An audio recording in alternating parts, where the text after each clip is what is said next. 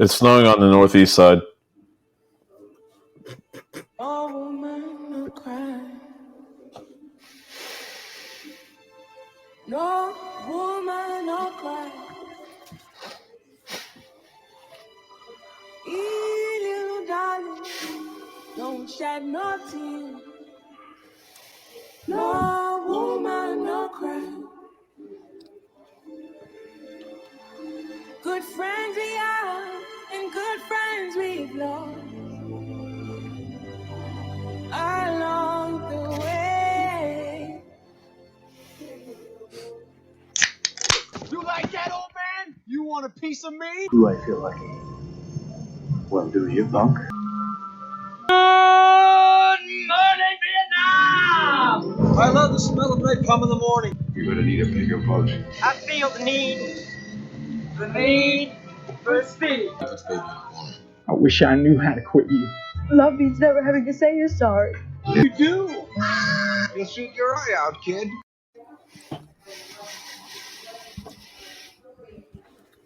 Where's Johnny? Uh-oh. He shot his eye out, man. Well, it's a wonderful Monday afternoon with the Cine-Men Movie Podcast. As He didn't shoot, Probably the biggest technical difficulty we've had here on the episode. I'm the biggest technical difficulty you've had on this show. Get that right. That's true. But we're here. It's Monday. It's November the 14th. And it's Black Panther Wakanda Forever. Happy Monday, moviegoers. Welcome to a new episode. Welcome to episode 219. And welcome to the Cine-Men Movie Podcast. I am your host, Juan, and I am joined by the cast, the crew, the fellas. Zach. Hey, what's up, guys? Ed. What's up, folks? How y'all doing today? Craig. Oh. What's up, everybody? That's what I'm talking about. It's you should have said Bombay. Like that would have been perfect right there. You missed it. You missed that opportunity. I had to. But was that AMC exclusive when you went and saw the movie? Nope. This is a Marvel Legends, same as the Thor's hammer, Iron Man helmet, etc., etc. It's also coffee time here at the Cine-Men Movie Podcast. Cheers. Cheers. Guys, why didn't we get the memo, bro? This is probably the biggest review that we've done in quite some time. I would even say bigger than Halloween Ends. I know back to Top Gun. Everybody's been talking about this movie, and we're going to talk about it here today. So I'm excited. I hope everybody else has decided. If you have not seen, watched, or listened last week's episode, highly recommend it. Go back and check out the Magnificent Seven wherever you listen to podcasts. iHeartRadio, Pandora, Amazon Music, iHeartRadio. Also, you can check us out on the Prescribed Films Network. Go to www.prescribedfilms.com, hashtag the PFPN. And then don't forget social media. Hit us up on the social media. Facebook.com/the Cine-Men Movie Podcast. Instagram is all one word / the Cine-Men Movie Podcast. The Twitter is at Cine-Men405. Email us. Fastest, easiest way to get to us. Cinemen921 at gmail.com. CINEMEN921 at gmail.com. But fellas, how's everybody's weekend been? Did you guys have a good weekend? It was all right. My teams went 0-2 this weekend, so I almost ate a whole piece of pound cake. Gave myself I almost gave myself a diabetic coma. I got an 0-3 this weekend. Well, you're Edward, so you go 0-3 every day. Hey. First off, damn. I'd say it's a pretty bad weekend for me. I lost like every fantasy football, college football. Yeah, it was a bad weekend. Zach, it was a perfect weekend for you because you got to watch Yellowstone season 5, epic 2-hour start last night. I am not. I haven't watched it yet. I haven't watched it yet. Son of a Did you watch it? I did not because it's on Paramount Network and I only have Paramount Plus. So you don't have cable, do you? No. Do I look like I have cable? Well, look behind you. I didn't have a fucking library card. Oh yeah, we're going back to you want to get back on the library card? No, I haven't got a chance to watch the Yellowstone premiere, but I will sometime this week. You need to just watch it tonight after the episode. You know, just go ahead and get off here and go watch it. Yeah, I'll be right back, guys.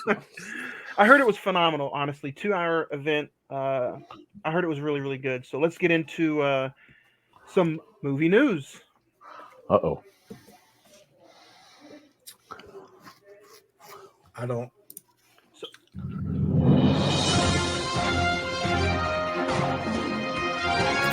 I only have these two bring ups. If anybody else wants to bring anything up, you can go for it. The Batman #2. First off, before we finish up with this conversation, rest in peace, Mr. Kevin Conroy, who played the Dark Knight in the Batman animated TV show. It was all over the weekend. Any kind of social media and video games. Any kind of animated or cartoon or Batman voiceover, he was the man. But speaking of Batman, the Batman 2 has not been greenlit yet by Warner Brothers. It is in pre-production, and they are, not pre-production. It's in development still, but it's not been greenlit yet.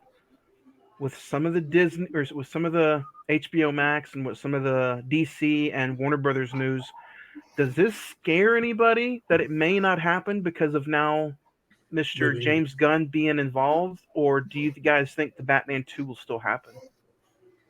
It should still happen. I mean, if the Flash is still happening. But does DC like money? You sound like you're in a Pepsi can, Craig. My bad. Does DC like money? I mean, this is did true. It make $1 billion? It did make $1 billion, but it still has not been greenlit. Anybody else have any thoughts on the Batman 2 not officially been greenlit yet? It's supposed to be in theaters, I believe, in 2024. They're waiting for something. They've got to be waiting for something, or someone for that matter. And it's definitely not Robert Pattinson. No, because I mean he's in. Matt Reeves is still going to come back and direct the second one. I'm as much as that film was highly critically received and, like you said, made money and people liked it.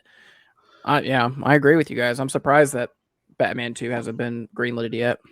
I mean, are they waiting on like they greenlit to the Joker too? The thing that scares me too is that they showed the title at the DC at Comic-Con, I think, last year. And usually when they do that, it's already been greenlit, but this still hasn't been greenlit, and we're talking like 4 months later. So I don't know.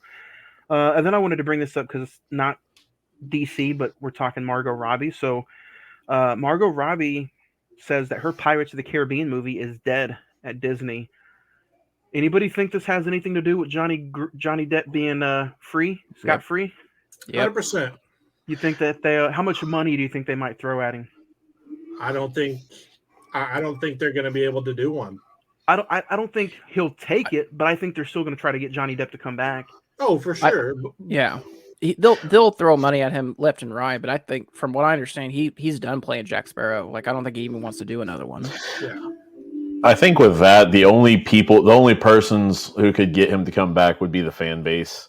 But I mean, at the same time, he has said publicly, like, I'm done. You can throw however much, and I'm good. So I mean, do they keep going with someone else? Do they? Leave it lay? I think it's more so a statement by Johnny that you can't just write off people over accusations. Yeah. And the fact that they did, and they tried to recast them, and they saw that the fan base completely hated it. There's no going back on that. And I think Disney is, they realize, like, hi, Johnny. If Johnny is free and we're not going to be able to get him, we don't need to be doing another one.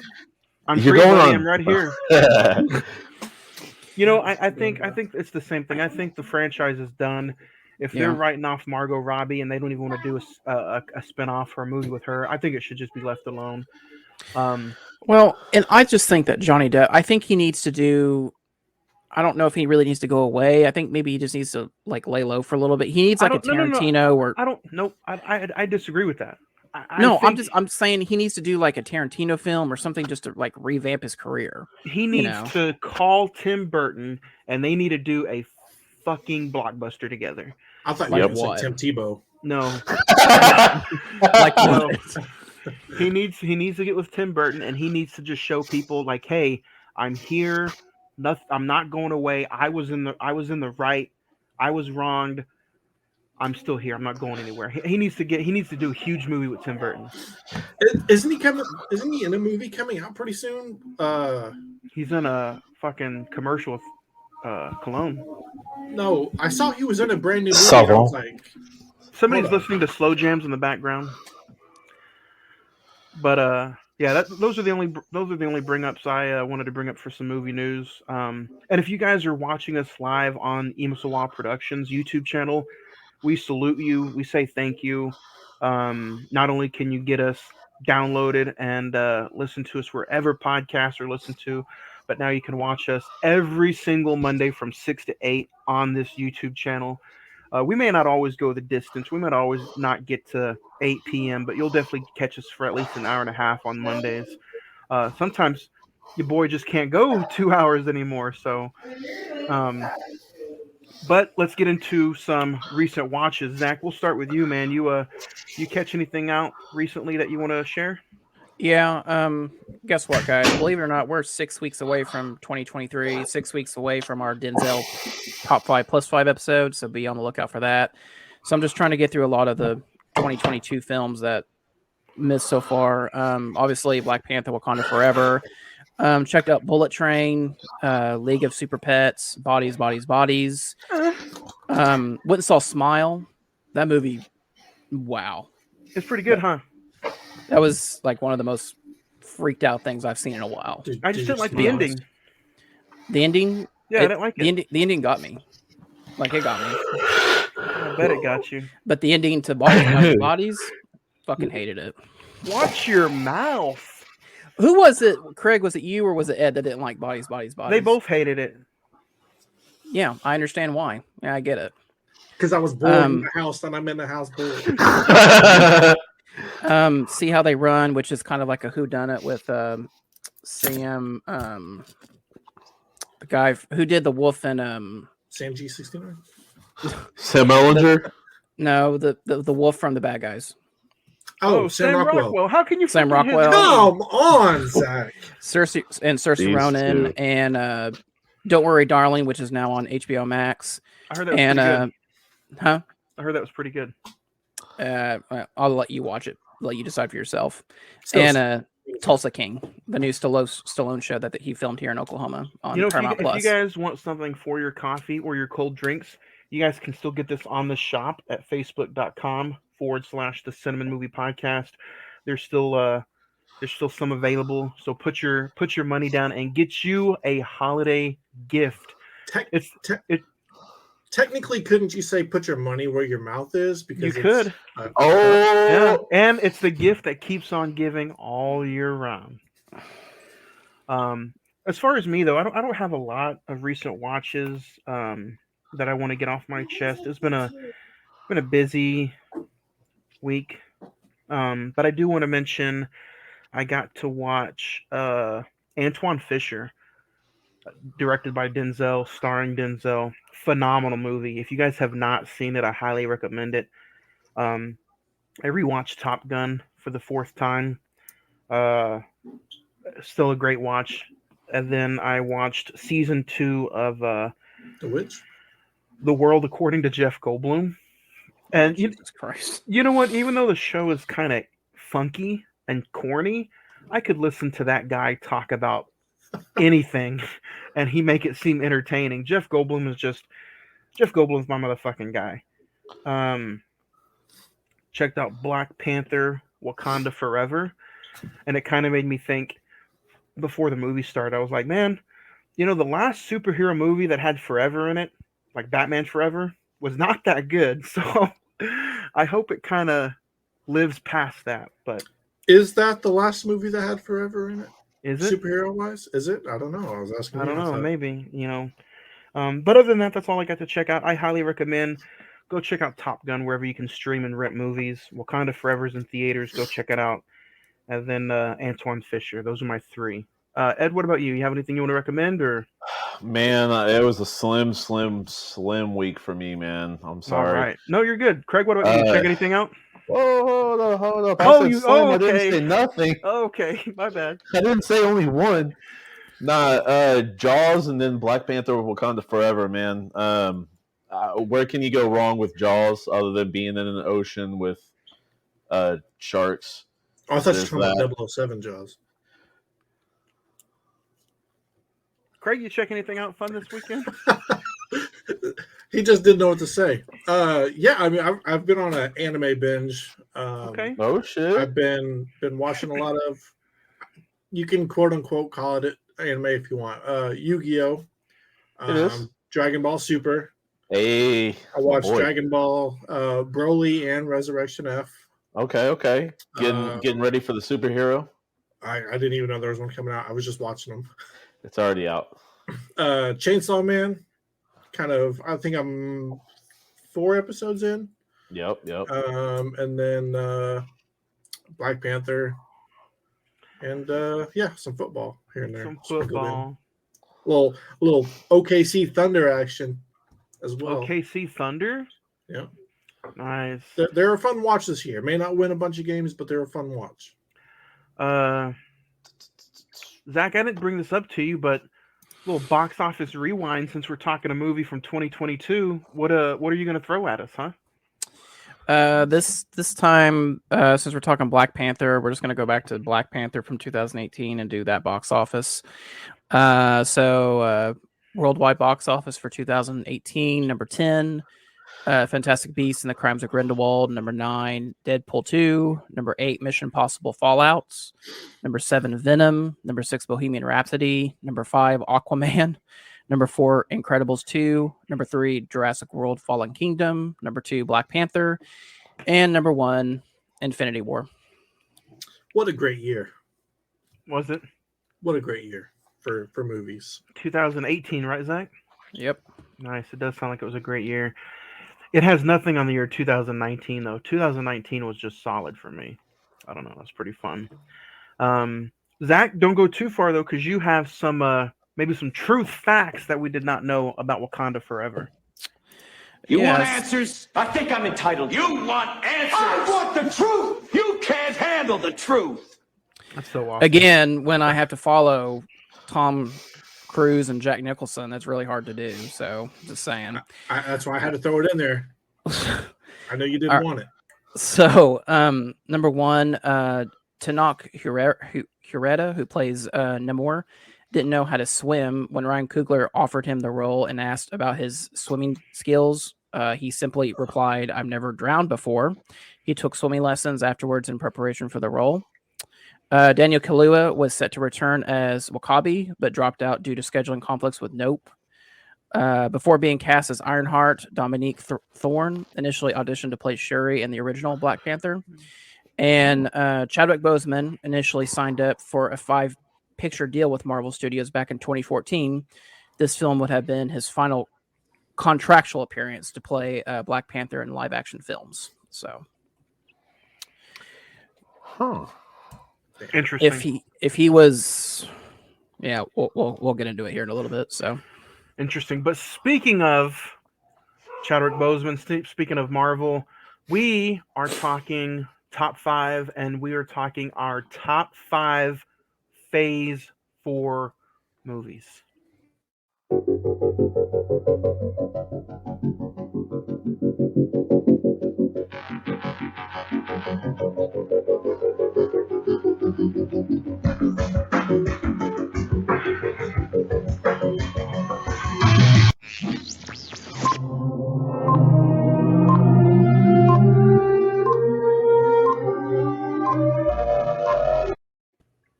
Top 5.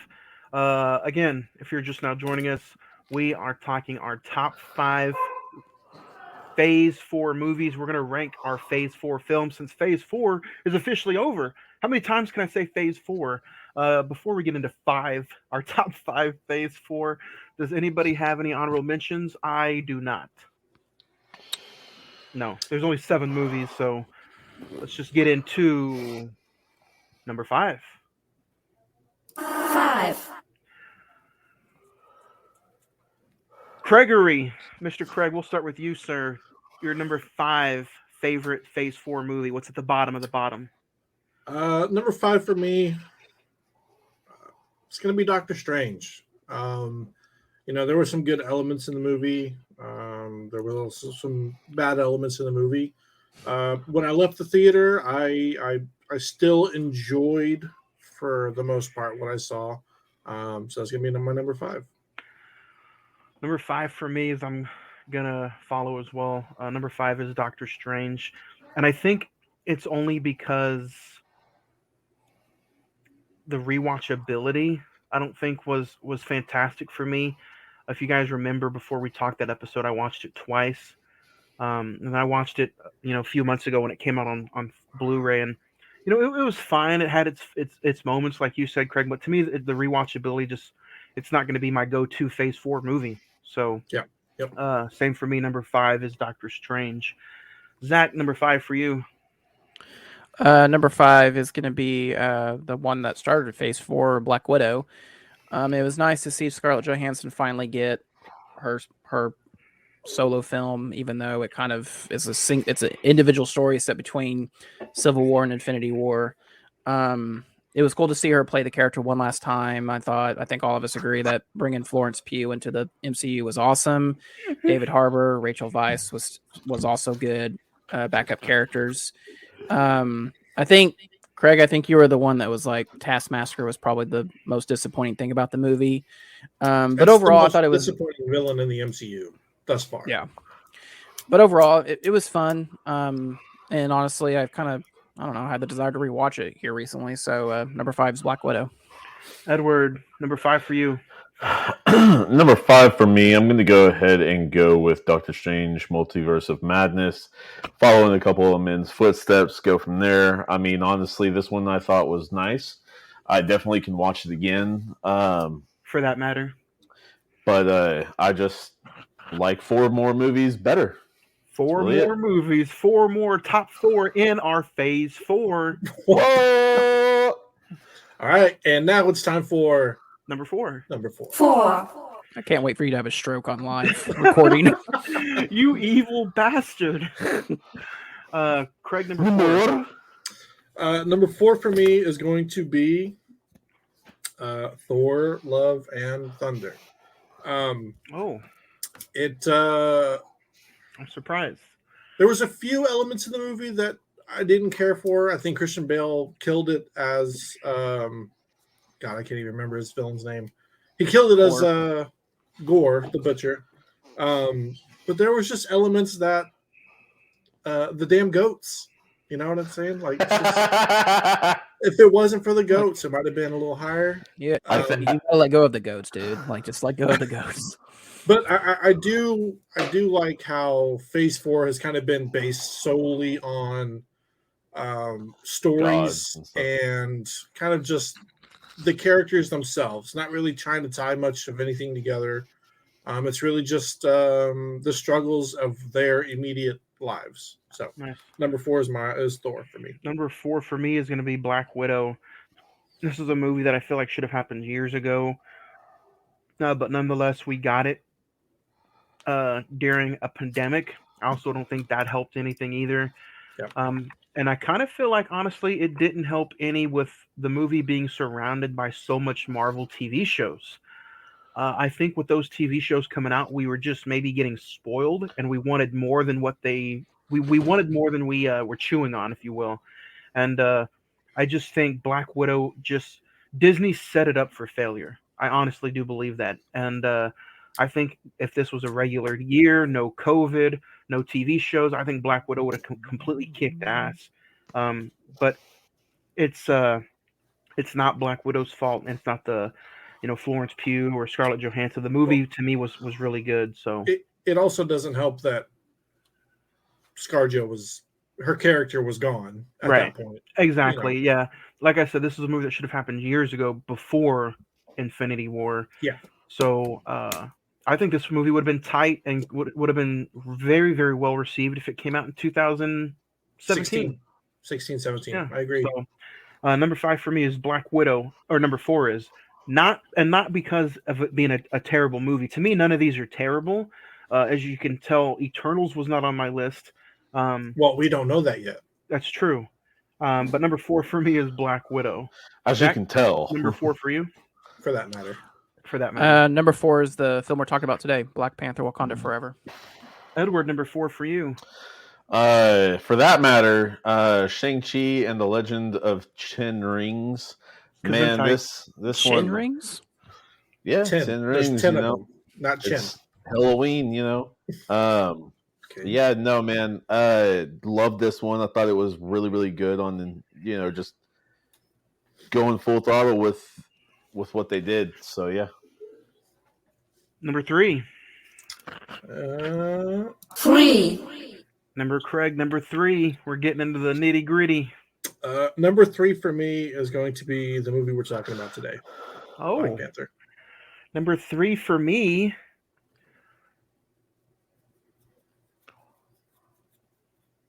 Spider-Man: No Way Home. I thought you froze. Honestly, that was really good. Spider-Man: No Way Home is it for me, and I think it's again based on just I wouldn't say even rewatchability. To me, these next 3 movies are all going to be between, you know, all these, at least to me, the next 3 are higher than an 8-star rating. So they could flip flop depending on what kind of mood I'm in. So number 3 is Spider-Man: No Way Home. I don't think we need to spend too much time on it. Craig and I did a complete episode on it almost a whole year ago, and what a fun conversation that was. So go back and check it out. Spider-Man: No Way Home, number 3 for me. Zach, number 3. Right there with you. Number 3, Spider-Man: No Way Home. I don't know what else you could say more about this movie. It was pretty much everything that up to that point was the saving grace of Phase 4, if you want to call it that. It was a blast, and pretty much my list, I don't know how you guys did it, was I just ranked them how much I enjoyed them in the theater, in theater experience. So number 3 was Spider-Man: No Way Home. That's what I'm basing mine off of, is my my thoughts watching it in the theater. Yeah. Which I didn't see Eternals in theater, so. Well, you didn't have to, so you know. Edward, number 3. Number 3, I'm going to go ahead and go with Black Widow. Yeah, agreed. You know, years too late, but better late than never, I guess. I mean, Scarlett Johansson kind of got to send the character off in a very good tone. Florence Pugh took up the torch. Let's see what she can do. We'll see. Number 2. 2.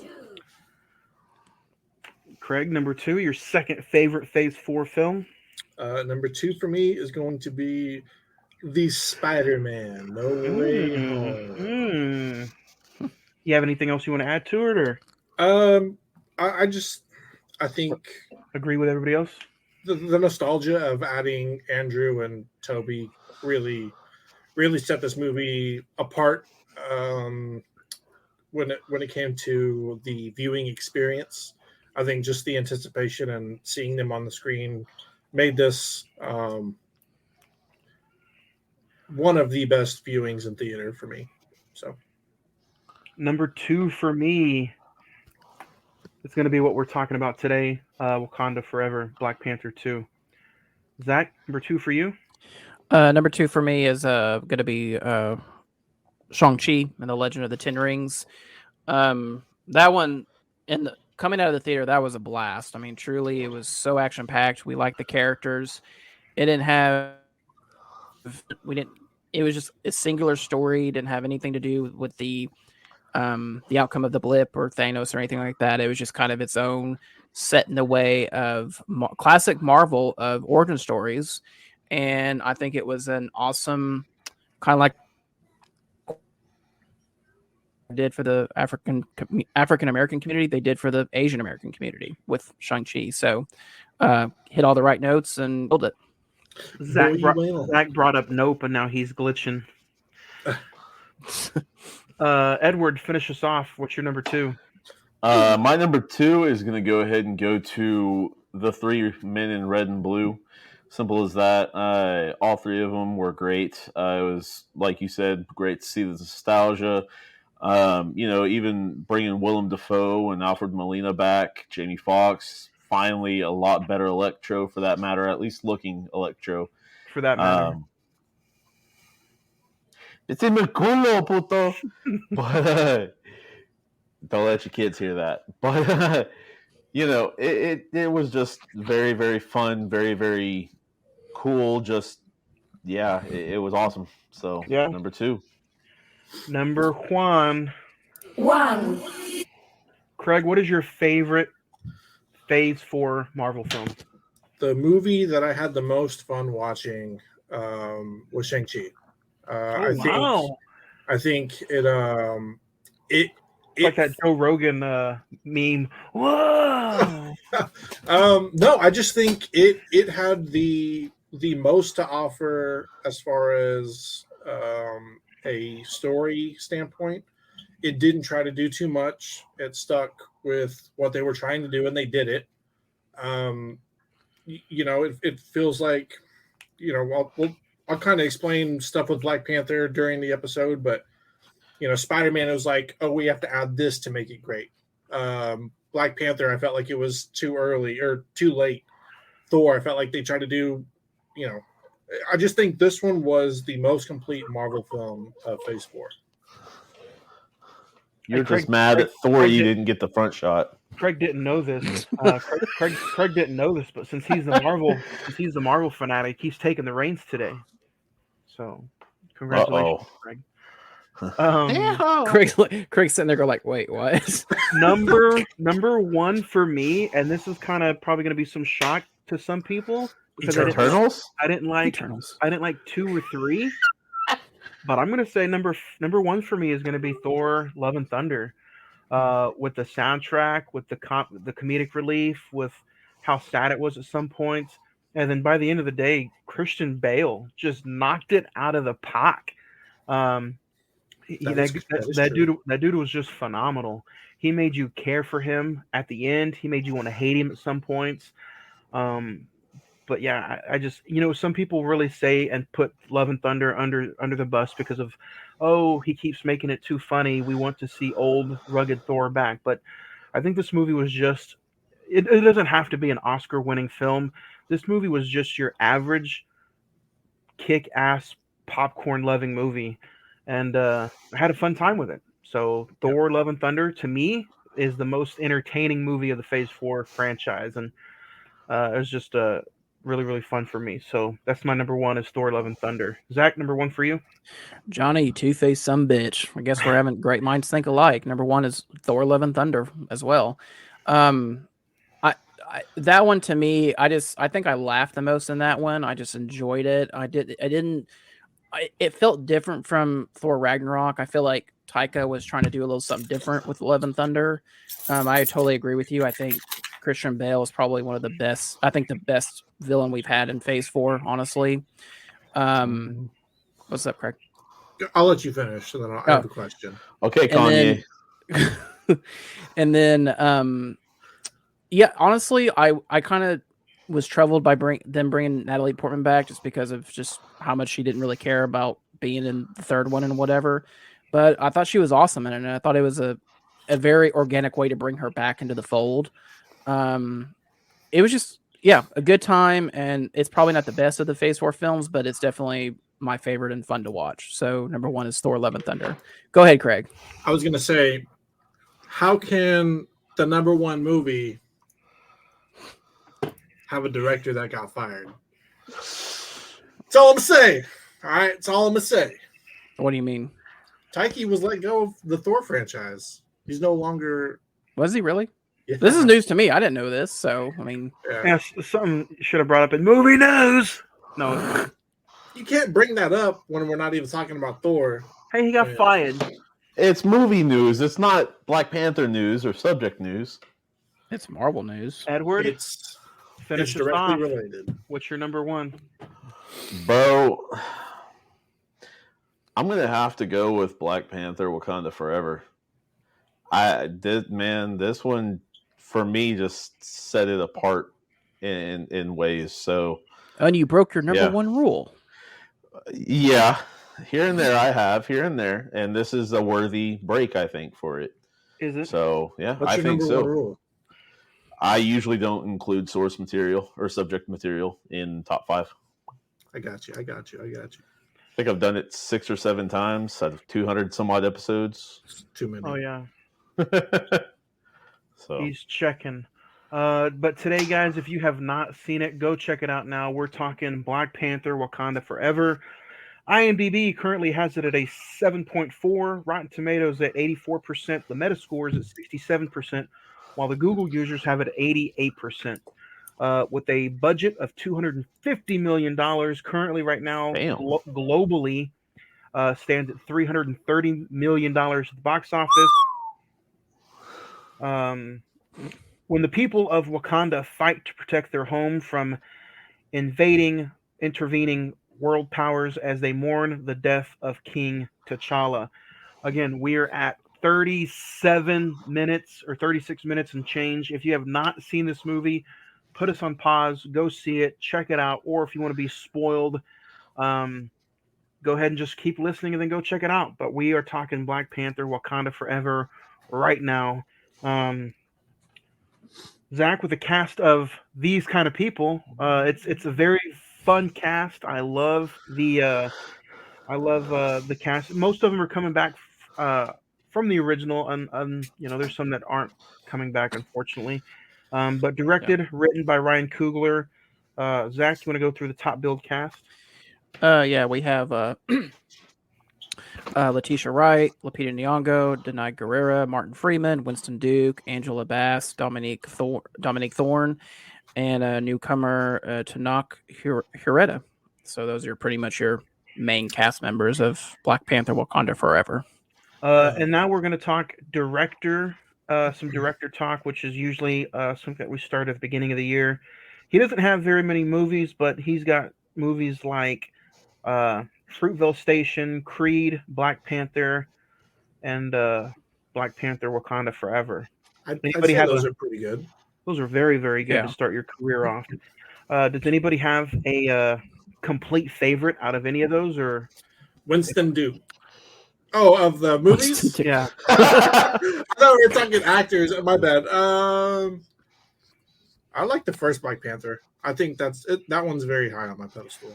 I'm going to be high on Fruitvale Station. I think that's some great work that he did.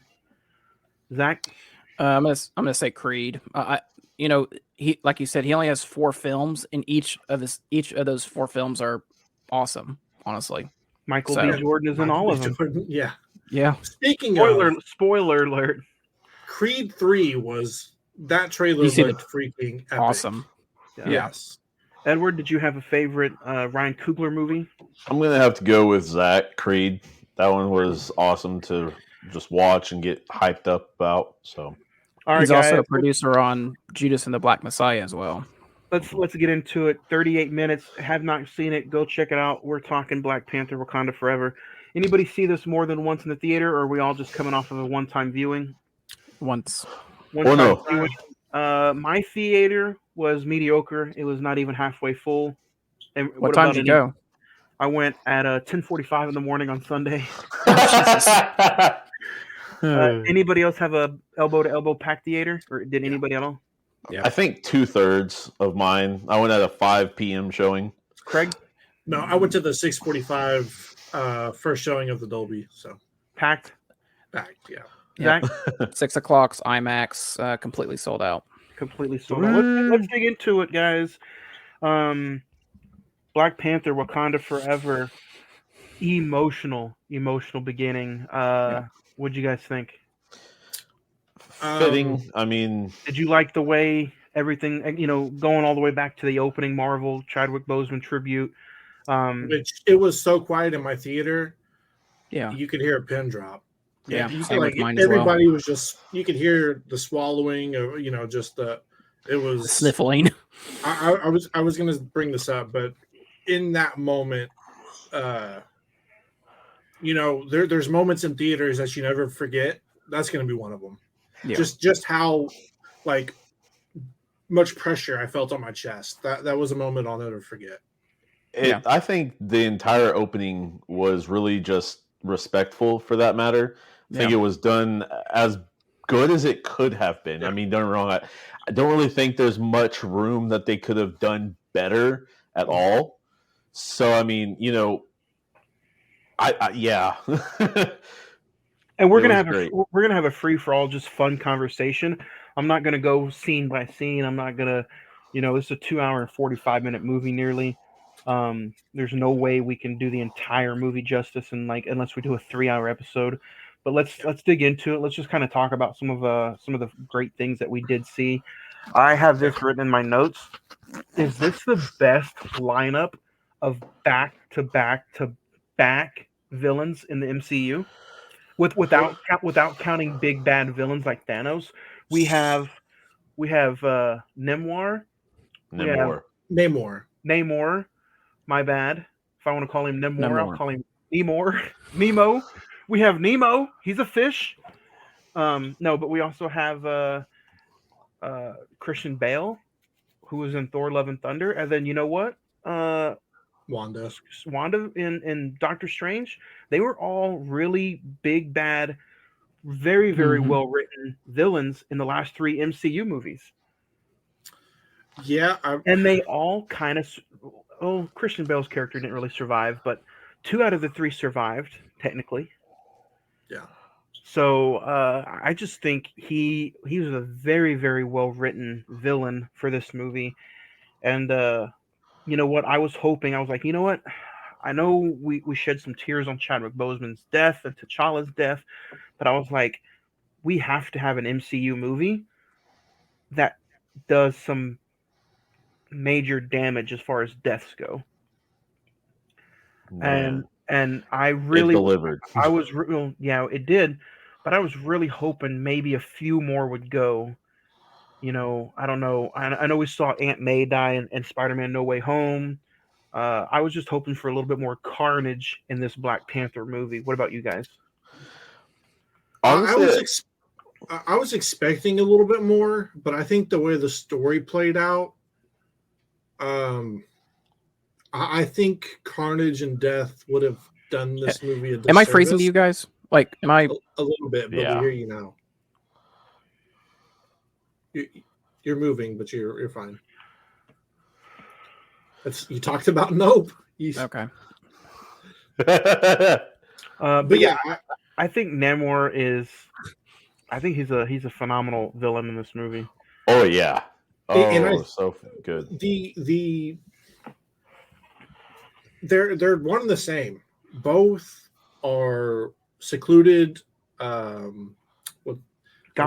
Economies, but they're secluded cities of, people that probably aren't well known, and all they want is just to protect their people.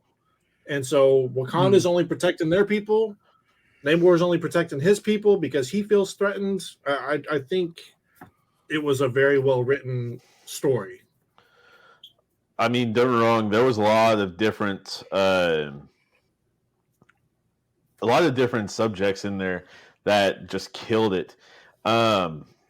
Whenever the UN Council or whatever it was called came together, and then it gone back and forth between the tactical or Black Ops mission or whatever you want to call it, that was badass right there. And they didn't kill him or nothing. They marched him in and said, "Look, you come after us. We left these guys alive. Come after us again and see what happens."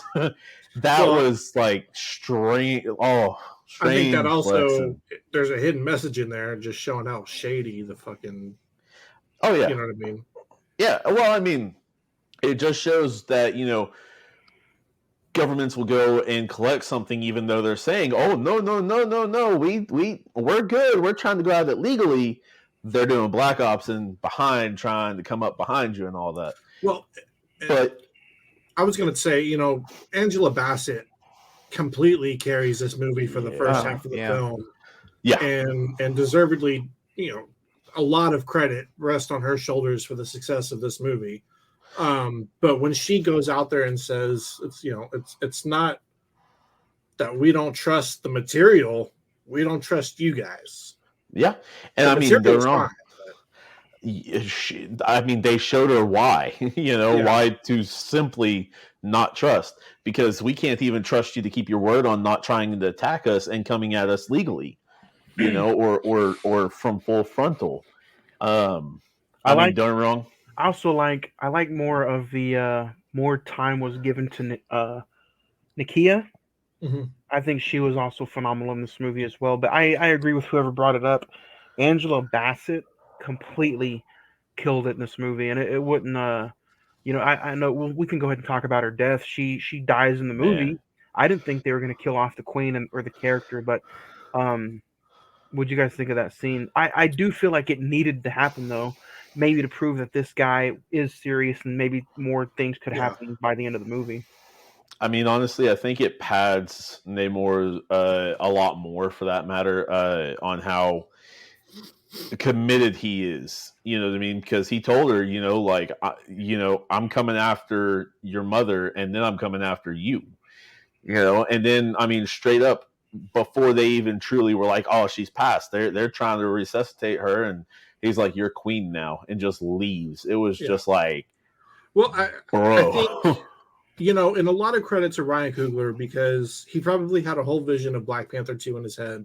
Yeah. Prior to Chadwick leaving. And, the ability to write and come up with something completely different. Because, he's not just some character. He is the character. And you have to completely rearrange and change your train of thought, the movie, the layout, everything about this movie had to be changed. And probably not. I wonder how much he did truly change. You know what I mean? Because, I mean, obviously with Chadwick's death, the Panther goes to someone else more than likely. You know what I mean? It was. But the whole storyline of Shuri being completely, taken by hate and vengeance because of Chadwick and because of her mom, I think you had to, for one, you probably got rid of Angela Bassett's character because she's not going to be in another Black Panther movie. And two, it adds another layer of depth to how far Namor is willing to go to protect the city. He doesn't care that he killed the queen of Wakanda. He doesn't care. He just wants his people protected. He doesn't care if he kills one scientist. He doesn't. And I mean, don't get me wrong. It kind of goes to show with partway through the movie, they go, there's another one coming up and all that. And he's like, excuse me, kind of thing. Like, are these things popping up everywhere now? Like, what's going on? I almost kind of felt like Okoye should have died when the blue people attacked her when they were on the bridge. When the avatars attacked her. I almost felt like I was like, man, because they were teasing it. You know how some movies tease when there's a fight scene and there's no score or music in the background? It feels like the character is getting ready to die. I thought she was going to die, and I really thought it was her time to go on top of the bridge. And I think that would have been fine, because I don't know about you guys, but to me, and I know some people are going to say, no, you're wrong, Okoye was kind of a throwaway character in this movie for me. I didn't feel anything for her at all.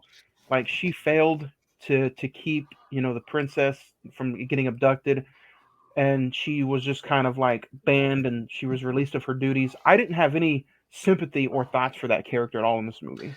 I did.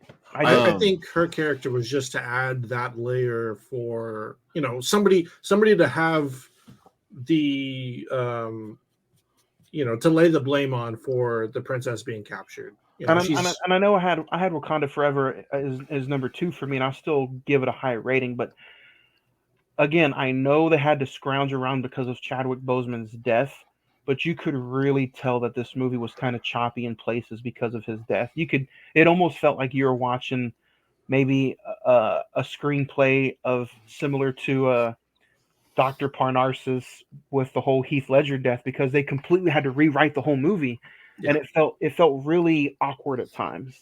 Which is why it was low on my list. That is the biggest, for a 2 hour and 45-minute movie, it felt long at times. Yes. It was long, and I think that's the biggest issue I had with this movie was, and I'm giving it the slack that it needs, because, like I said, it takes a lot of, to be able to change stuff up, and still put out a movie that was this good. It was very choppy at times. It felt like they didn't know which direction they wanted to go. Do you guys think this movie should have been released, or do you think they should have pushed it back a few more months and did some more editing to it? I don't know what else you could have done. Like, I was about to say, I was happy with it. I just feel like there was so many loose ends and so many storylines that they were trying to tell. It's just one of those things where you put too much in it, and it's not really your fault. You just have to tell all of it. Zach, what do you think? You're sitting over there watching. You look like you're watching Eternals again. What do you? No. Craig and Ed's been. I mean, everything they've been saying is basically what I was going to say. So, you feel the same way about the Gert? I just, I don't think pushing this movie back even farther. I don't think it wouldn't have helped the situation. Obviously, Ryan Coogler had the impossible task of basically having to reshuffle the entire film. And from what I understand and doing the research is Namor was going to be the bad guy regardless. It was just going to be T'Challa, his journey after Endgame, and how does he cope with being the king and dealing with Namor and everything. I will say, like you guys said, the beginning of the film is very emotional. It's so heavy. And I will say it's probably morbid, but the vibranium casket that they had him in was incredible. Like that was a really cool design for like a king for Wakanda. That's another thing. I know this is a small nitpick, but when they lifted up the casket, you could definitely tell it was empty. Yeah. Well, I mean, at the same time, the Warriors are supposed to be, very strong, very, just powerful for that matter. So I kind of, but I do see what you said. And this is probably going to be a nitpick, and I really don't mean it to be this way, but for them just to come out and say, obviously we knew they weren't going to recast T'Challa, they weren't going to use CGI enhancements or anything to bring him back, but for them just to say, "Oh, he passed away from an undisclosed illness," I just felt like they didn't want to come out and say he had cancer or something because of what happened to Chadwick Boseman. But it's just like, let's do some fantasy booking. Zach, we'll start with you since you brought it up. Would you have written him off? Would you have recasted him, or how would you have handled the situation if you were Ryan Coogler? There's always, if I was Ryan Coogler, I know I've always thought that the cool idea would be to somehow bring back Michael B. Jordan's Killmonger and somehow revamp his mind, or just do something where he's a good person and then he becomes the Black Panther, something to that effect. Craig, what about you? As far as handling T'Challa's death, I do think the undisclosed illness is kind of a cop out, and it doesn't really. I was thinking and hoping they were going to do something that made it more valiant. Yeah. Like, we had a war, and after Thanos came, somebody attacked us because they thought we weren't going to be prepared, and he protected us with his life. So something along that line. Yeah. I think that would have been a little bit better. Okay. But I personally thought they were going to put a CGI or a voice or something of him in the, what do they call it?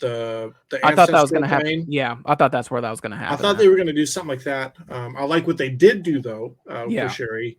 But I just think that was kind of the only nitpick for me is it felt like a cop out with the undisclosed death. I know the family probably didn't care, or they probably had all okays from the family, but I feel like that's why I wouldn't have used an undisclosed sickness, because the family's going to be watching this. Yeah. What I would have done is, guess what? The CGI Black Panther suit is exactly what that is. It's not Chadwick Boseman. It's a CGI Black Panther suit. I would have shown the Black Panther character die from protecting Wakanda from a big, bad, evil. The first one, the first wave. Yeah, or you know what? Maybe the first scene from the movie is Namor trying to attack Wakanda, and he kills Black Panther. He kills T'Challa. You don't need a CGI Chadwick Boseman. You just need the Black Panther trying to protect. He dies, and maybe that serves and that lets the Black Panther Chadwick Boseman character go, and it also states how powerful this elf with flippers Wings on his ankles. It shows how powerful he is. And I feel like that's maybe how you would have started the movie off, almost like how you start Infinity War off. Yeah, just right off the bat. Yeah. And I really would have. I think that would have been a good. But in the same breath, making him that powerful, then how do you go ahead and make it to where Shuri is able to go ahead and not necessarily defeat, but to fight him off? That's the perfect ending, though, because she didn't need to defeat him at the end. She just needed to show. She showed him mercy. Show him mercy. Well, she basically battled herself at the end. Yeah. Yeah. Well, and that's a callback to Civil War when T'Challa almost kills Zemo, and it's just like the hatred has overcome him, and he's basically the way he wins is the same way Shuri wins is he forgives him, or he just And by Namor, if Namor were to have killed T'Challa at the very beginning, or the Black Panther suit, you're not necessarily showing just how powerful Namor is. It could have been a sneak attack, him unaware. It could have been multiple things. He could have been out farming with some workers, being one with the community, or just kind of coming home or on a ship or something, and they attack the ship, or on a boat. Like, there's multiple ways for him to die, and not just being completely beaten by Namor. Or honestly, like the mother, and daughter experienced Namor over by the river and all that stuff. They had nothing with them, so there you go. He just ambushed basically, pretty much, and it's just like, who are you? Oh, but if he was in the suit, I feel like he had to be somewhere. And like I said, that's just a nitpick. I'm kind of glad I wasn't the only one that just kind of thought that. It was just kind of like, we don't want to come out and say T'Challa had cancer or anything like that. It was just, I felt like you said, there could have been a better way of just removing T'Challa from the movie, but without doing it respectfully or something. I did like how, from the jump, you had Shuri just like doing anything and everything in her power to try and build a 3D printed heart or something. And she's doing all these calculations, and then her mom comes in and she's like, what's his heart rate? She's like, he's gone. I think that kind of sets the tone to just kind of, you're already coming into the movie knowing something's going to be shown about T'Challa. I think this gets it in, gets it out, funeral happens, and you kind of move on. Well, at the same time, what if just the funeral happens? You know what I mean?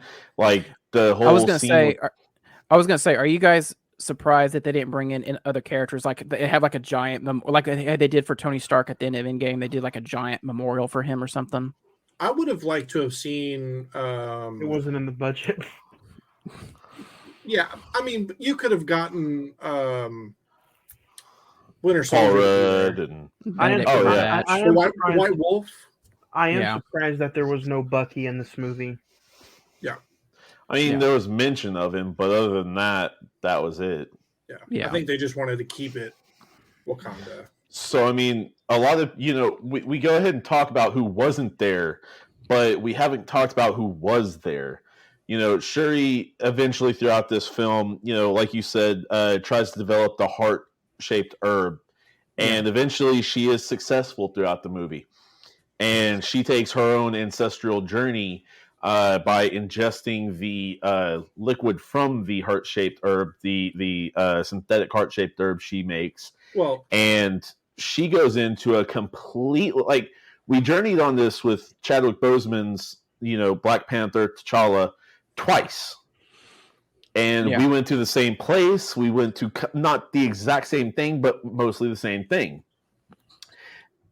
She went to a whole nother realm. This is, of course, after T'Challa. This is after the Queen. This, is after, Wakanda kind of got their ass beat for a bit. Yeah. So, this is a huge, huge part. She goes into the throne room, and on the throne sits Killmonger. Which got like a huge reaction out of my theater. And that was a really cool. I really wasn't expecting that at all. Honestly, I wasn't expecting it until I seen some like gold, and I was just like, okay, and the hair. Yeah. I was just like, okay, this is definitely not Chadwick or even like the mother. Nothing. Yeah. But my theater didn't do nothing. Like, it was silent for the funeral. But overall, like, the biggest thing I had at my funeral, which shout out to the dad who corrected his kid. To your funeral. I had a like 6 or 7 year old kid, and then his dad, and the kid kept putting his feet everywhere. Oh God! And the dad was like, "Yo, stop! Put your feet down! Stop!" So I was like, but what do y'all think of bringing Michael B. Jordan for that, and the kind of the monologue going against each other, for that matter, between them? No, Michael B. Jordan was all about revenge. Yeah. The way she feels like it's all about revenge in that moment. Yeah. And it makes sense. He's like, are you going to lay down and die? Or are you going to seek revenge and get shit done? And you want to take care of business. After you get after your town, your homeland gets attacked by somebody, and you're in that ancestral plane, hearing you need to get shit done makes a lot of sense. But I do like how her suit has the gold intertwined with the silver, where it's kind of a mix between Killmonger and Black Panther. Jim is ready. Okay, I'll be right there. And I think it makes the most sense to have Killmonger there, to be her kind of, I guess, guide. Possibly.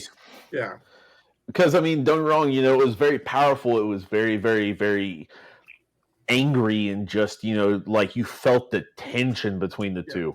Letitia Wright and Michael B. Jordan did amazing with that.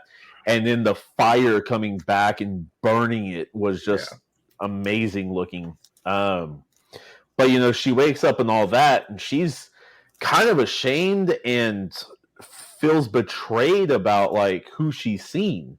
She felt like she was going to see her, she thought she was going to see T'Challa or somebody. And her mother. Yeah. But in which she does. She kind of has like a revamp of the dream sequence, and I don't mean to poke fun at this, but the second time she has that think back, and she sees her mom, and her mom is like, "Remember who you are." God! Don't do this! Don't. Remember who you are. And I'm like, I got Lion King. I got Lion King vibes when that happened. You didn't get Lion King vibes from the first one? Of course, but not as much as I did with this one. I don't know if anybody else brought him up while I went and took a little break, but Winston Duke. Not yet. We have phenomenal. No, the best part with his character was when he got his shit punched in. He got his shit punched in. Like, dude, you like seeing dudes get their shit punched in.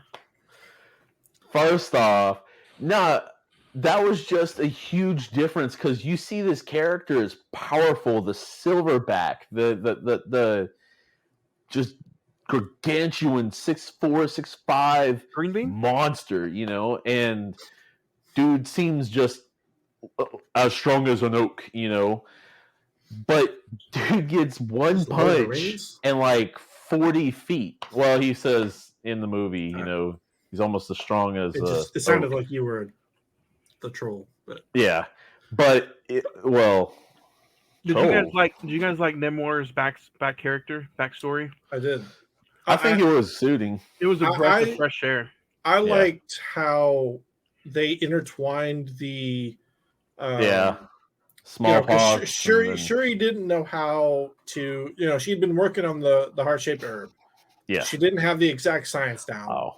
But she was able to, Namor gave her the bracelet, which had the vibranium intertwined, or the heart-shaped herb intertwined in it. I just think that's tremendous writing. Not That's a way necessarily the heart-shaped herb. It's the herb was that grew from the the rock. vibranium. Yes. So I mean that right there exactly. That was an awesome combination of two cultures, and basically him giving her the key to unlock what she was trying to get in the first place. They both wanted friendship, but he wanted to do anything in his power to protect his people, and then we get to Ironheart, which bring it up. Highly, highly, highly disappointed. Yeah, really. Yeah, I was very disappointed. I did not like the way the suit looked. I did like how she was building off of Stark technology, but I just felt like I just did not like the suit or the character or the CGI. The CGI was terrible for her. I just don't think she was in the movie enough to make like a difference or anything, to be honest. I think they would have been better off leaving her out of it. Well, I mean, with Shuri's character, you get why Shuri doesn't want her killed. But with her character, it's kind of like, why don't we want you killed? Kind of deal. Because like you said, Zach, we didn't get much time with her.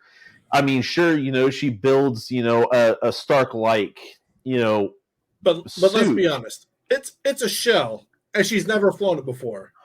Yeah. No, well, I mean, she flown that, like, harness prototype. But not like she was against... in a fight, you know what I mean? Nowhere near like a full all of suit. a sudden, she just knows how to fight. Like she knows I thought the calculations were cool. She's like, okay, the plane's above me. It shows just how intelligent she really is. So I liked all of that. How would you have introduced the character? I don't think this was the right movie to introduce her. Do you think maybe that's what makes this movie a little too long? Would you maybe introduce her in a Disney Plus show? I think having her known as the scientist, as the person who created the thing to find the vibranium, and they simply bring her into Wakanda to protect her, and then in the Ironheart series, you build off of it. I think that would have been the best way. But they go straight balls in, and all of a sudden she's just this superhero that knows how to fight. Because it didn't make sense. It's almost kind of like Vision when they were trying to reroute everything in Infinity War. He acts. They basically have him act like he's powerless to do anything, and in this, she's just exactly snaps her fingers and I got a little bit more vibranium tech, so I'm good to go. I can build this shit now. So it looks like she's going to be a pretty big character in the MCU. Ironheart's supposed to come out next year. And then she's going to be in Avengers: Secret Wars in 2026. So and she'll probably be a part of the Young Avengers as well. I mean, maybe that's why the movie felt the way it was. Maybe they didn't have plans for her to be in this movie, and they were waiting to introduce her in the Disney Plus series. But with the absence of Chadwick, they felt like they needed to add something else. Yeah. And I mean, don't wrong. Like in my thoughts, like how much of Shuri's story was supposed to be Chadwick's. And how much of Ironheart's story was more supposed to be Shuri's. You know what I mean? Like, not necessarily, like, exact tech and stuff like that. But, as in, like, she kind of becomes the sidekick. And, she gets taken away by Namor and all that. So, I don't know. I mean, I'm just kind of throwing stuff at the wall to see if it sticks. But I had really high hopes for the Ironheart character, and I don't feel like they delivered. I don't feel like the handshake was good enough right now for you. Yeah. I feel like the handshake was weak, but I feel like it's going to get stronger over time. I really hope it gets stronger over time. The comic of Ironheart and Riri Williams, it's built for success. Because I mean, I just don't think it's there yet. She had a lot of good elements. You know what I mean? Presented with and for the character. But as far as like execution throughout, it did lack. Did anybody else not really like the ship? No, the sea leopard ship. Yeah, I guess so, yeah. Because I mean, especially with the sound thing on the bottom, the sound wave on the bottom, that was kind of just. I get why, but at the same time, weak point. I don't get why you're a. Well, I mean, I get why to go ahead and drive them towards the surface, but you're land warriors going to water in the middle of the water as well. Not even just water, but you're essentially like 10, 15 miles away from shore. With like 80 warriors. Like, it's like. So some of the fighting sequences didn't match up for you guys, right? It just. The scenes that they took place on. The fighting, I think, was fine. We're talking about the logistics of it. Right. However, it does make ship that they take 80 warriors on a ship in the middle of the ocean because Shuri's character was so. She was so driven on vengeance that it would make sense that she puts them in a compromisable position. So that does make sense. Did you guys like how it took 2 hours to get somebody in a Black Panther suit? No. It took almost until the last 30 minutes. But there's nothing else they can do because they were trying to sell so much other stuff. Yeah. And I think it would have been cool when they found the heart-shaped herb.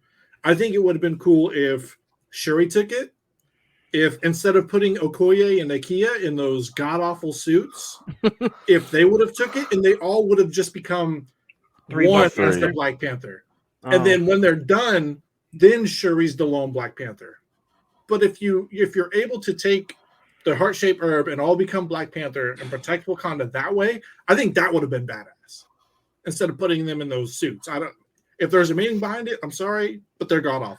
I mean, I don't know if they were trying to just go ahead and be like, okay, there can only be one, and Shuri's, princess or queen now, or because Ruby Williams, still kind of confused on that because with Duke Winston, he's like anybody you want to challenge for the throne, like but the bloodline, she'd be next in line though. Well, is that fully true though? How? Johnny said the bloodline. What do you mean? Sami Zayn? Okay, but I mean, is she like the kind of like the mom is? You know what I mean? Like direct descendant, but going back to the elder just because. And we're not talking about Eternals. She would be the next in line. But she was the princess. Yes, I understand. She was the queen. After her mother's death, but. Is she like the queen regent? You know what I mean? In place we're not for getting now, in the of Game of Thrones. All right, no, but at the she passed it on to her. If she's the princess and the queen dies, you become the queen. But in the same hat at the end of the movie. No. Who else is taking the throne other than the princess turned queen? Are you talking about the post-credit scene? Yes. Oh. Well, that nobody knew we don't about even that. know. We don't even know about that till the end of the movie. So that sets up a whole other thing. You're trying to be like you're trying to get to point C before you even get to point B. That doesn't make sense. But in the moment after the queen dies, Shuri is have to tell the next the one in story. line. No, I know that, but I mean, don't get me wrong. Like, I get that and all that shit. But going forward, you know what I mean? Going forward, that changes things. Sure, and that's what I'm saying. Like, okay, but in the moment, Shuri is next in line, which is what we're talking about in the moment. Yeah. Ed's trying to be freaking Kevin Feige over here when we're trying to talk about Black Panther. Well, no, I'm just trying to get y'all's thoughts on it. That's all. Let me ask you guys something. Do you think that this film should have just focused on T'Challa's death and the aftermath of that, and save Namor for the sequel? I know, or just combine? Or they combining the two. I think this is the last Black Panther movie. I don't know. They've talked about I think farther down the line there'll be a third one, just years from now. I think Nakia's son, T'Challa, is going to end up taking the mantle. They're just going to age him a little bit, and I think probably with the heart-shaped herb, it's going to accelerate him a little bit. They'll probably say that, but Tesson? No, it's T'Challa. Yeah, but that's his Wakandan name, or his true name, not I his. only know him by his Wakandan name. Let's make this fantasy joke for a quick second. Uh-oh. Say we're 4 years down the line, and they make a third one. Who do you cast to be T'Challa Jr.? That's a good question. I mean, who's Junior? You're putting. Junior. I honestly can't think of anybody off the top of my head, but I'm sure there is somebody. Yeah. I think it'd be a fun thing to do. But I honestly, I'm like, Chadwick Boseman's gone. This movie is surviving solely based off what happens after his death. Honestly, I think you just let the franchise go, and you got so many more other Marvel characters you can focus on as far as a full-length movie goes. Bring Namor back, because guess what? I don't know if you guys remember. I'm sure you guys all remember how many times did they say the word mutant in this movie. So Yeah. I'm sure he's leading into an X-Men like battle with somebody. How many times did they say it? Because I only remember. They said it like 3-4 times. Yeah. Edward's gonna go Google. Look, how many times was the word mutant? Look, he is. Zach, that was a good question though. I think this is it though. I don't think they'll do another one after this. Yeah, as far as a solo Black Panther movie, I think this is probably it. But adding the character Black Panther, not just Shuri, but anybody taking the mantle of Black Panther, I think there will be somebody else moving forward. Theoretically speaking, depending on how long Marvel goes on. And the actress Letitia Wright is a great actress, but I think Disney could probably get her for a bag of chips and a few cases of beer. I think she'll do Black Panther for a few more like episodes or some TV series. She doesn't look like she's got a lot going on as far as full-length feature films, so I think she'll take the cheaper of the payday. Do you guys think? I think about stuff like this. I don't know about you guys, but I think about stuff like that, budget, money, when it comes to who budget matters now. When they're going to put the Black Panther name on somebody. You look at the actress who played Nakia, tremendous award-winning actress. She's got films lined up for ages. Same thing with Angela Bassett. I don't think she'll come back for any. She's dead, obviously. The actress. I mean, not the actress, but she can't come back. Yeah, but I really do think Letitia Wright as Shuri was the right fit, not only just for the I think she don't have anything really big in the plans. Would you agree, Zach? Yeah, I mean Letitia, I think all of us can agree that Letitia Wright she really held her own and was able to step up to the mantle for this film. I think Angela Bassett basically stole the movie because she had so many not only good monologues, but just like her ability to express emotion in very difficult situations was phenomenal. She's a seasoned actress. She knows how to deliver too. So yeah. And you know what? She hasn't been in a lot of big time films in the last maybe 5 or so years. Right. She's been on a lot of TV, but man, she can still bring it. I enjoyed her in this movie. 100%. Yeah. I like Namor. I like the way he delivered his stuff. I liked you could tell when he was talking about past experiences, there was pain. You could tell he was prideful in the you could just feel he wasn't just acting. You could feel what he was acting on screen. So I think he did a tremendous job as well. Watching him in this movie, the score when he showed up on camera was phenomenal. It made you feel like you wanted to fear him. But something else is like, man, I don't know if it was anybody else had this thought, but I was like, he could really be a good Klingon. Like he could be a good Star Trek character. Yeah. Just the actor in general. I was like, man, I could see him in a Star Trek movie. Yeah. What about the ending though? The ending battle. Do you guys want to talk about that, or was there anything else you wanted to bring up that was memorable for you? I will say that the battle between Shuri and Namor was actually really good. The fact that they teased us with the idea of they were going to kill her off when she got impaled by the spear through the rock or whatever. I was just like, oh, so we're just gonna go out and start killing characters left and right. But I'm glad that they didn't. I think that would have gone too far, just basically killing off the entire family.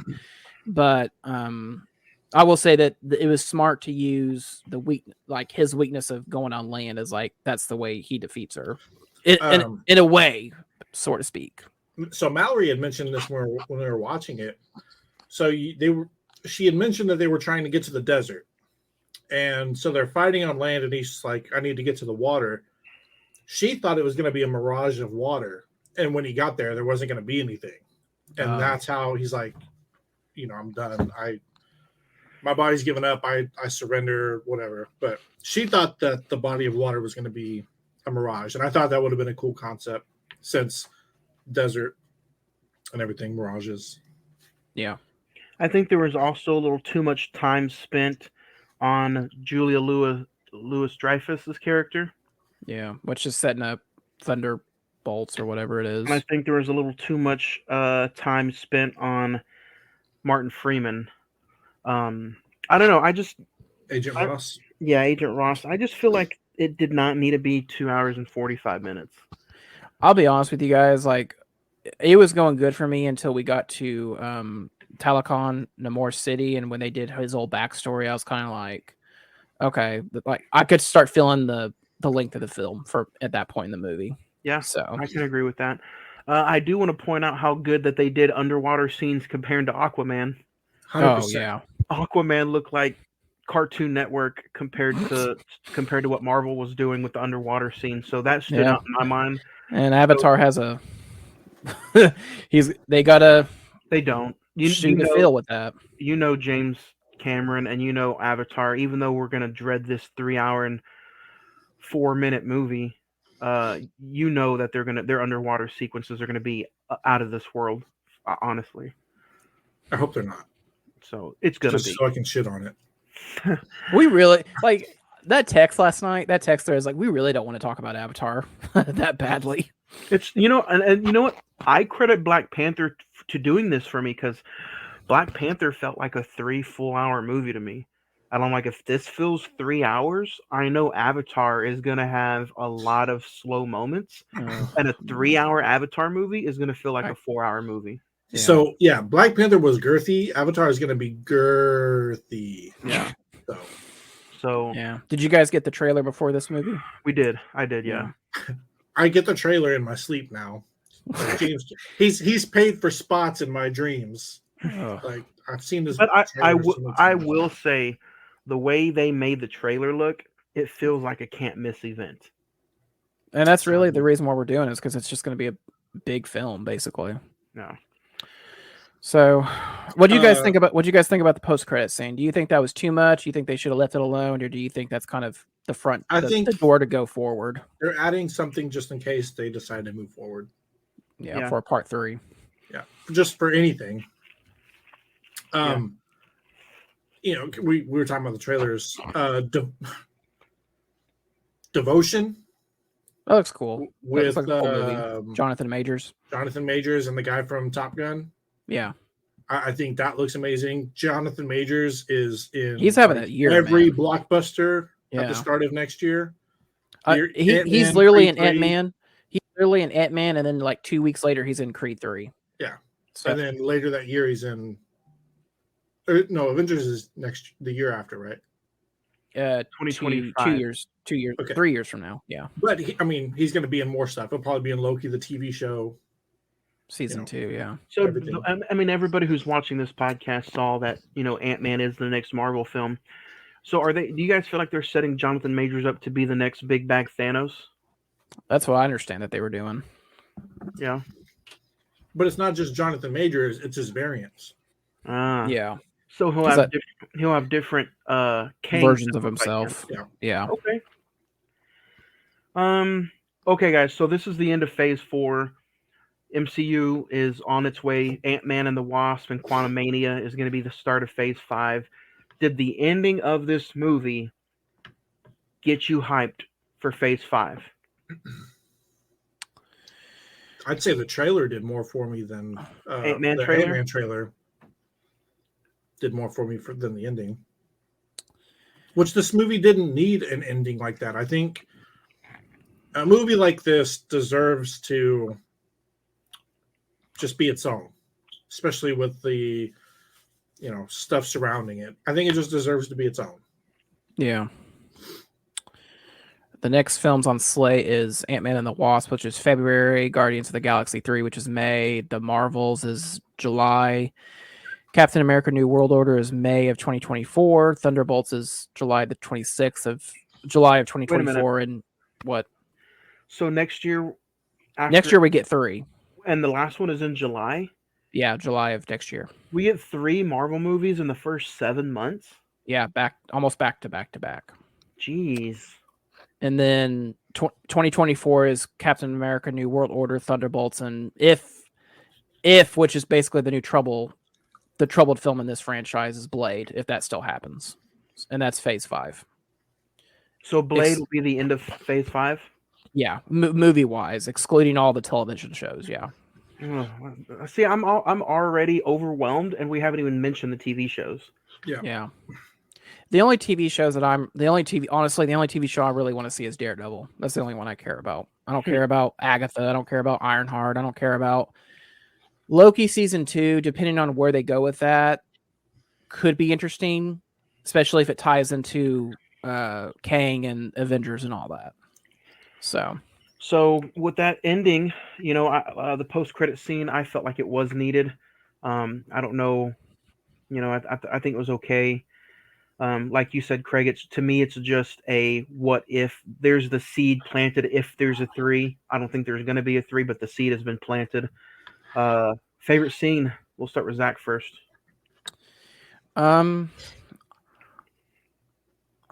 Man, honestly, my favorite scene. I mean, anytime that they make tribute to Chadwick Boseman, I thought was very well done. I thought it was very heartfelt. They knew going in that this was going to be a difficult challenge, and I think they succeeded at that part of it.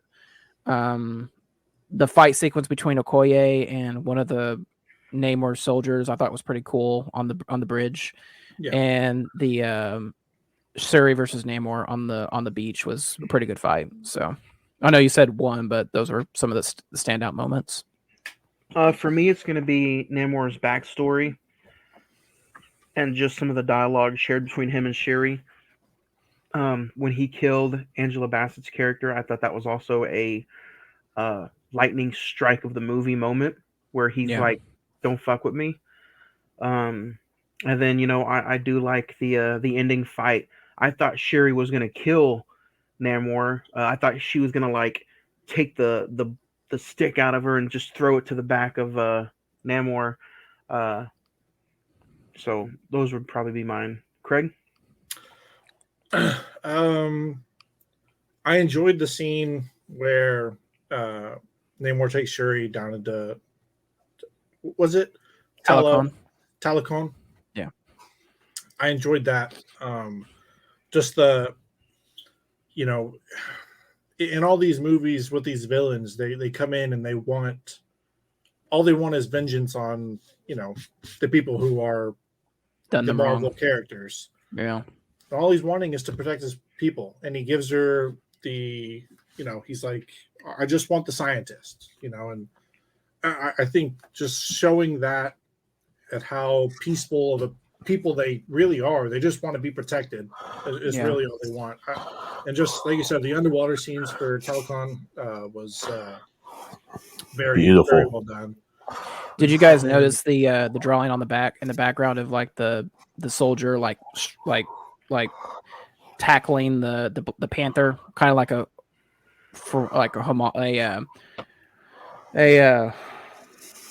planting the seed for something in the future? I didn't see it. Are you talking about when she comes up and she's like, "Oh, I thought I'd join you in battle"? No, it was like after the big battle. It was basically, I think it was one of Namor's cousins or something, and they said like, "Why did you fall to them, or why did you just surrender at the beginning of that?" She said that, I thought I'd join you in battle. What happened to that, basically? Yeah. And all that. That was Neymar. Yeah, in the background, if you notice, there's a looks like an Aztec drawing of a soldier like strangling a panther. It's kind of like a future, like a we're going to do that in the future type thing. So, right, but she's listed as Neymar, not Namor. Namora. Namora. Yeah. Namora. Okay. There's Yeah. an A at the end. Edward, we mentioned our favorite scenes. Do you have a favorite scene? Favorite scene? Probably showing Talokan. That was actually really, really cool just to see all that good stuff. So yeah. Fair.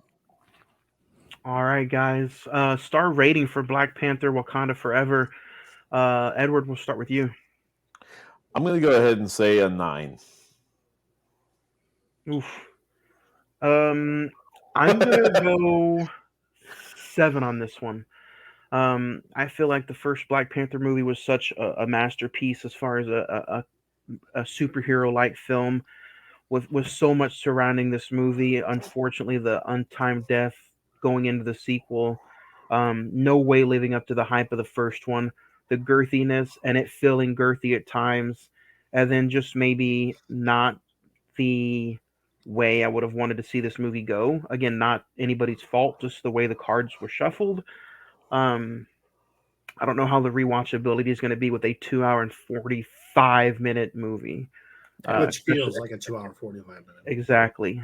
Again, 7 is not a bad rating, but I think it could have been a lot better.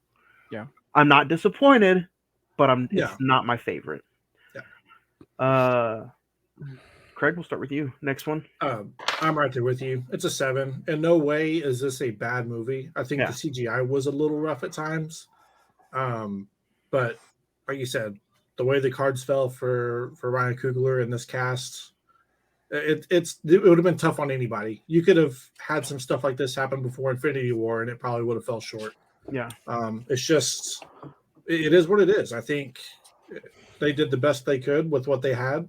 I think they delivered with it. It's just, some things were a little more difficult than others to probably put on screen that they wanted to tell. So, yeah. Zach. I'll split the difference. I'll go in the middle. I'm going to give it an 8. I think this is like you guys said, I think Ryan Coogler really did do the best he could. I think he made a good film. I think this is I think all of us agree this is one of the highlights of Phase 4. I personally think that they probably should have just focused on T'Challa and the aftermath of his death instead of just kind of putting 2 storylines together to make, like you guys say, almost a 3-hour film. So let us know your star rating, guys. Some of you guys already have. Send us in some more star ratings at cinemen921@gmail.com. And you guys can share your thoughts and your star ratings on Black Panther Wakanda Forever. There it is. Also hit us up on the Facebook at facebook.com/the Cine-Men Movie Podcast. The Instagram is all one word, Cine-Men Movie Podcast. For that, we are getting into the email bag. The mail's here. So this is from Josh saying, hands down, best movie of 2022 is Black Panther, 10 stars. Elizabeth says, Magnificent Seven was such a great first-time watch for me. I've never been a big Western fan, but I really enjoyed this one. Magnificent Seven gets 8 stars from Elizabeth. Garrison says Black Panther was good, but it felt way too long. 7 stars. Henry says Angela Bassett deserves an Oscar nomination. Hands down, best part of the movie, 9 stars. Steven says Halloween 4 was complete ass. 3 stars. Jeffrey says Black Panther was perfect. 10 stars. Sam G says Black Panther was the best Phase 4 film in my opinion, but overall not even in the top 10 of MCU movies. 8 stars. I will say Phase 4 fell short. Yeah. Let's just be honest. It fell short.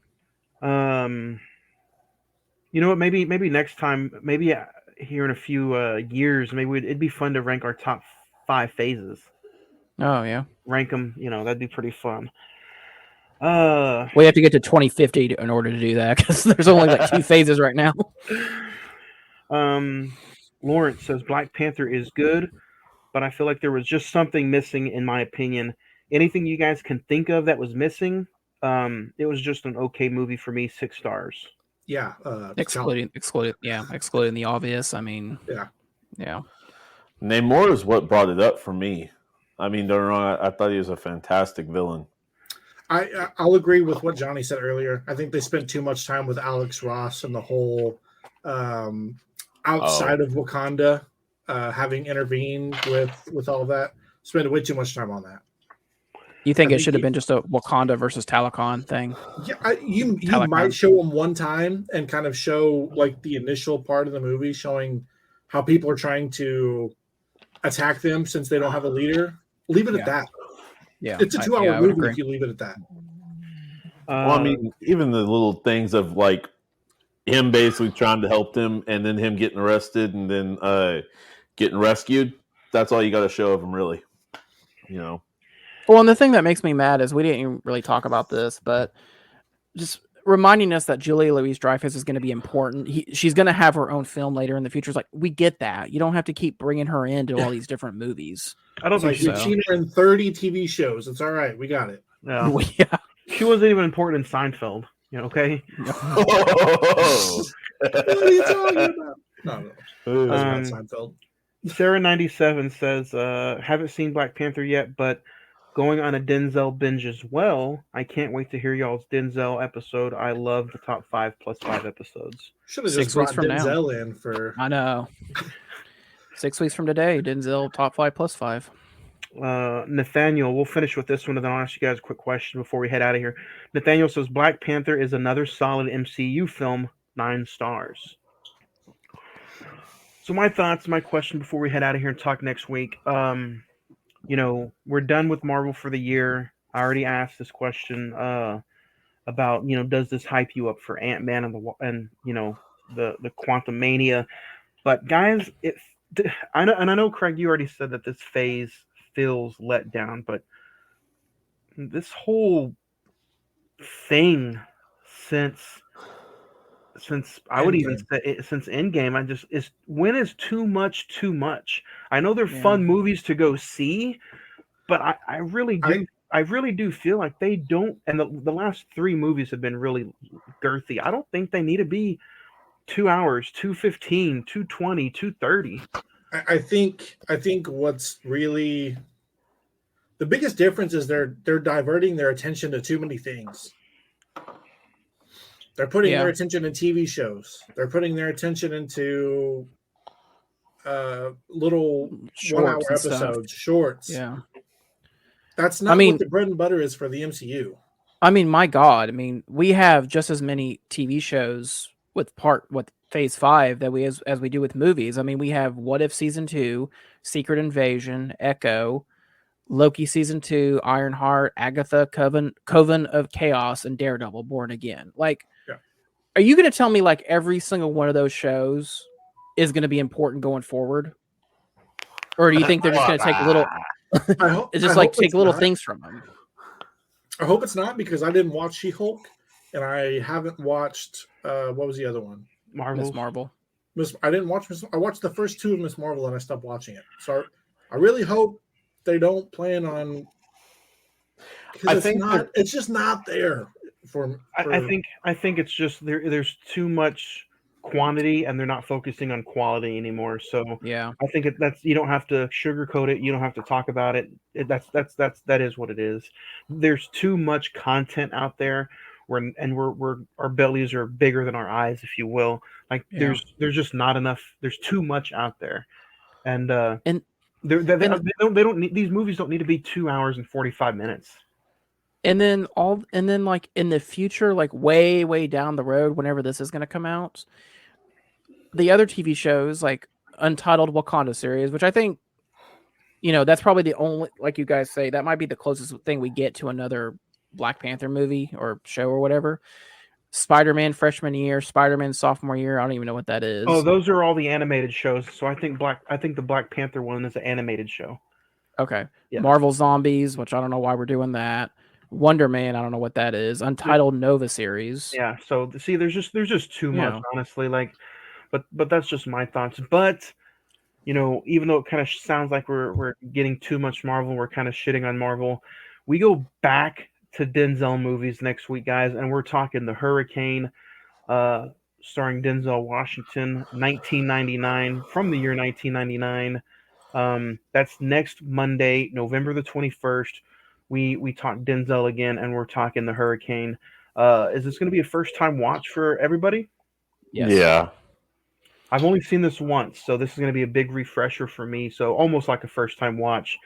But guys, not only is The Hurricane next week, Thanksgiving is next week. It snuck up on everybody. Yeah, Thanksgiving is next week. Yeah, it is next week. It's next. Wow. So and that's what I was saying. I mean, we only have six weeks left of the 2022, and that's bonkers to me, honestly. But until next week, guys, everybody excited to get back on the Denzel trail. We talk the Hurricane next week. Is there anything, any final nail in the coffin for Wakanda Forever before we get into the Hurricane next week? Ed, we'll start with you. Not really. Anything much. Just I guess I was the only one that really, really liked it. But yeah, that's cool.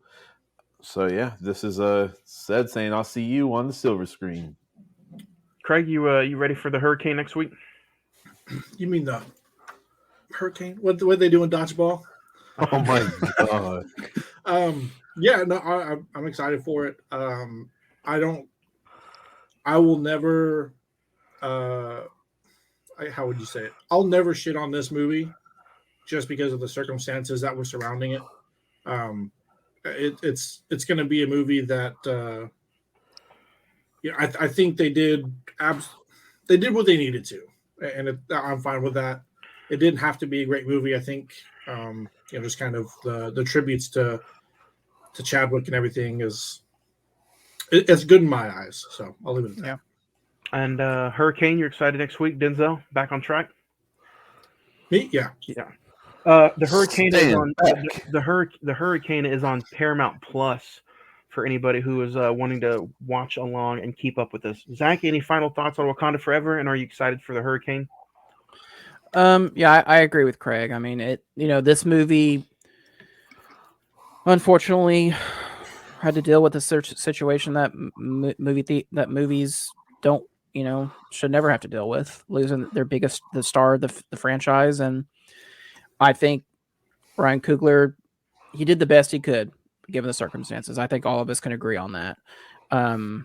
So yeah, if you enjoy Black Panther, if you enjoy Chadwick Boseman in this role, obviously he's not in it, but definitely just go support him and just what his legacy was for this character. The Hurricane, yeah, it's first time watch, and I'm excited to get back onto the Denzel train. So Denzel month continues next week. We're talking the Hurricane next Monday, November 21st. You know what? Don't let us ruin Black Panther, or don't let us talk to you about Black Panther. Go check it out. Go see it for yourself, and go send us some emails. Again, cinemen921@gmail.com. Craig, you don't look like Black Panther. You look like one of the cat people from Sleepwalkers. Do y'all think that like some of these streaming services see these random movies getting like little blips in extra play and are like, the hell? No. Like the Hurricane, don't be wrong. Like, I've never heard of it. So there's that. You're uncultured, so. Oh, first off, like you listen to Young Gravy. What do we expect? Young Gravy. But no, I'm excited. Next week, Denzel month continues. The Hurricane next Monday, November 21st. But that's next week. We are out of time, and we'll talk to everybody next week right here on the Cine-Men Movie Podcast. The Hurricane next week. Turkey week. Denzel month. See you next week.